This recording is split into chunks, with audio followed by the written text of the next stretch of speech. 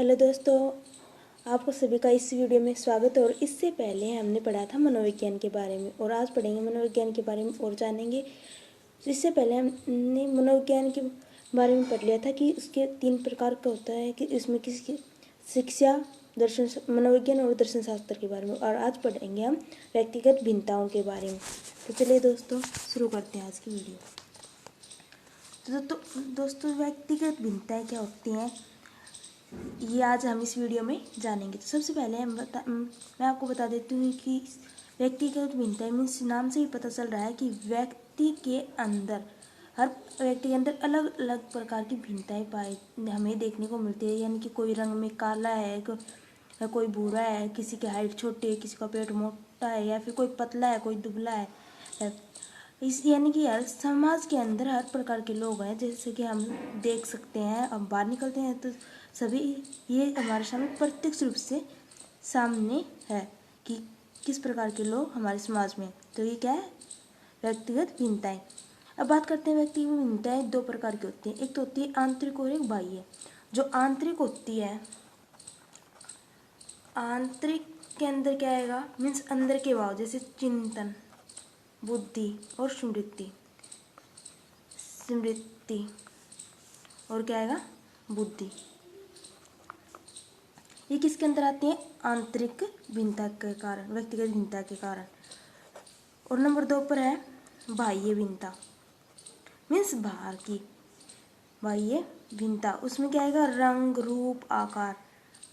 रूप आकार और उसके जो मीन्स बाहरी जो दिखावा है उसके ऊपर बल दिया जाएगा कि कपड़े कैसे पहनता है और उसका चलने का ढंग कैसा है, वो बोलता, ये रंग कैसा है, रूप कैसा है, उसके शरीर का आकार कैसा है। ये सभी किस में आते हैं, बाह्य के कारण आते हैं। इसी के द्वारा हम उसकी पहचान करते हैं।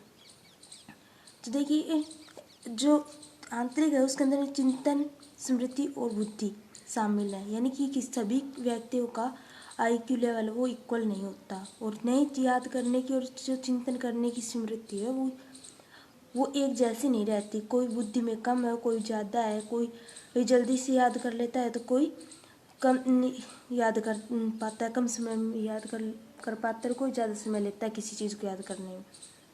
जैसे कि एक परिवार में 2 बच्चे हैं, दोनों की IQ लेवल, बुद्धि लेवल अलग अलग है और उसकी याद करने की क्षमता भी अलग अलग है। एक बच्चा जल्दी से याद कर लेता है और उसी काम को करने में देरी करता है। ये क्या है, हमारी व्यक्तिगत भिन्नताएं हैं। अब व्यक्तिगत भिन्नताओं को समाप्त करना चाहिए। यानी कि एक टीचर को क्या करना चाहिए, कभी भी व्यक्तिगत भिन्नताओं को साथ लेकर नहीं चलना चाहिए, इनको छोड़ देना चाहिए। लेकिन टीचिंग मेथड में लगभग सभी स्टूडेंट को टीचर को क्या करना चाहिए, सम्मान समझना चाहिए। उनमें रंग रूप के आधार के ऊपर डिवाइड नहीं करना चाहिए। ये कौन कहता है, ये हमारी NCERT कहती है कि हमें बच्चों के अंदर व्यक्तिगत भिन्नताएं नहीं उत्पन्न करनी। अब बात करते हैं वंश और वातावरण। वंश और वातावरण का भी हमारे जीवन पर काफ़ी प्रभाव होता है। कुछ गुण हमें हमारे वंश से प्राप्त होते हैं और कुछ गुण जिस वातावरण में हम रहते हैं उससे हमें प्राप्त होते हैं। जैसे कि कोई बच्चा है, उसका वंश झगड़ालू प्रवृत्ति का है, तो उसके अंदर किस झगड़ालू प्रवृत्ति के गुण आएंगे। अगर उसे अच्छा वातावरण दे दिया जाए स्टार्टिंग से तो क्या हो सकता है, उसका वंश है उसको हम परिवर्तित कर सकते हैं।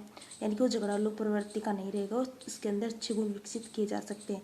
तो सबसे महत्वपूर्ण कौन सा है, इन्वायरमेंट के बारे में हमारे वैज्ञानिकों ने भी बात की है कि जैसा वातावरण होगा उसमें वैसे ही गुण उत्पन्न होंगे।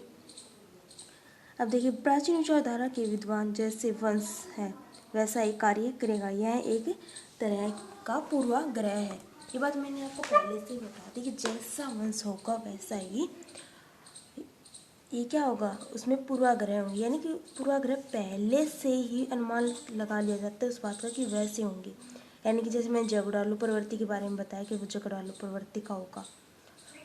आधुनिक विचारधारा वाले लोग, जो प्राचीन विचारधारा वाले लोग थे, उनका तो ये मानना था, लेकिन उन्होंने वातावरण को महत्व नहीं दिया। लेकिन आधुनिक जो वातावरण है उसके बारे में जो विचारधारा के जो विद्वान थे उन्होंने क्या कहा कि वातावरण है जिस बच्चे को जिस वातावरण में आप रखोगे वह वैसा ही व्यवहार करने लग जाएगा। जैसे बच्चों को अच्छा अधिगम शिक्षा के लिए क्या करना चाहिए एक टीचर के रूप में आप, यानी कि ये क्वेश्चन है आया हुआ है कि एक बच्चे को अच्छा अधिगम शिक्षा के लिए क्या करना चाहिए, एक अच्छा टीचर है उसको क्या करना चाहिए। तो उसको सबसे पहले क्या करना चाहिए, उसको अच्छा इन्वायरमेंट देना चाहिए। तभी अच्छा इन्वायरमेंट देंगे तभी तो वह आगे बढ़ेगा और उसे अच्छे अवसर उपलब्ध कराकर भी हम उसके विचारों में परिवर्तन और उसके व्यवहार में परिवर्तन ला सकते हैं।